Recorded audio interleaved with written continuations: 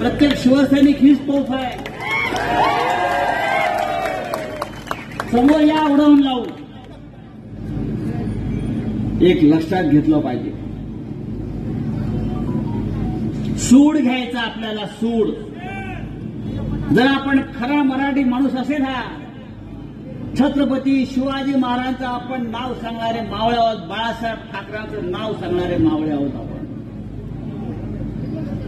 शिवसेनेच्या बाबतीत जे पाप केलेला आहे, जो शिवसेना चोरण्याचा, दरोडा टाकण्याचा प्रयत्न केलेला आहे, त्या चोरांना कायमचं गाडून याच मातीमध्ये आपल्याला सूड घ्यायचं. सांगा त्याला, कळवा त्याला, आम्ही तुझ्या बापाला घाबरत नाही. अरे मुख्यमंत्री आज आहे, उद्या नसशील तू, तुला रस्त्यावरच यायचं आहे.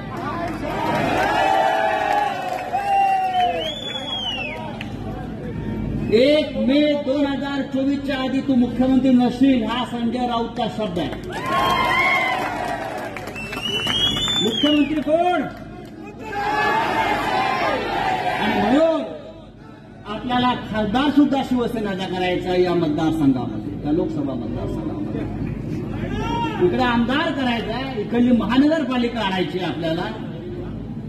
आणि शिवसेनेचं जे तेज आहे, हे भगव्याचं तेज आहे, ते अधिक आपल्याला वाढवत नाही. नरेंद्र मोदी काल आले होते महाराष्ट्रामध्ये. उद्धवजी आपण ऐकलं असेल, त्यांनी सांगितलं की 22 जानेवारीला राम मंदिराचं उद्घाटन होत आहे आणि सर्वत्र दिवाळी साजरी करा. पण आपण आज कल्याणला आजच दिवाळी साजरी होताना पाहतोय तुम्ही आल्यावर. ही खरी दिवाळी आहे, ही शिवसेनेच्या तेजाची दिवाळी आहे, निष्ठेची दिवाळी.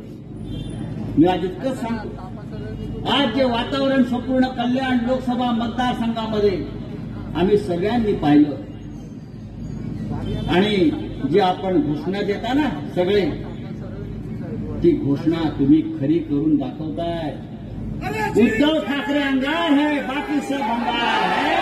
हे भंगार आपल्याला कायमचं संपवायचं आहे आणि या भगव्याचं तेज वाढवायचं आहे. जय हिंद, जय महाराष्ट्र. विनंती करतो पक्षप्रमुख तथा महाराष्ट्र राज्याचे माजी मुख्यमंत्री सन्माननीय उद्धवसाहेब ठाकरे.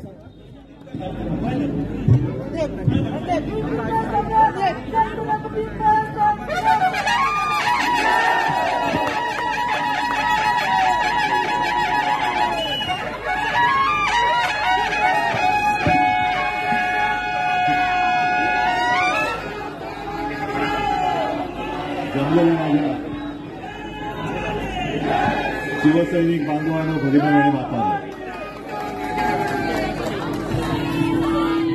आज तसा काही वेगळा दिवस नाहीये, निवडणूक नाही, काही नाही. मी फक्त माझ्या लढवय्या मर्द शिवसैनिकांना भेटायला कल्याण लोकसभा मतदारसंघात आलो.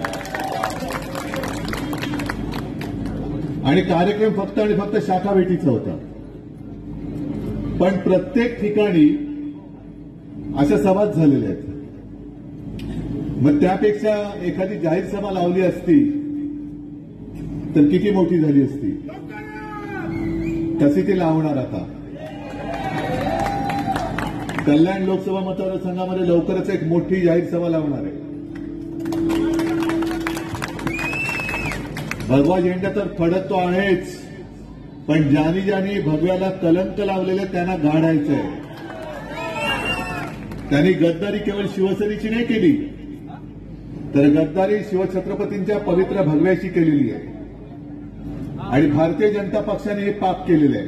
हिंदुत्वामध्ये दुही, भगव्याला कलंक, हे पाप, हे यांच्या माध्यमातून यांचं काम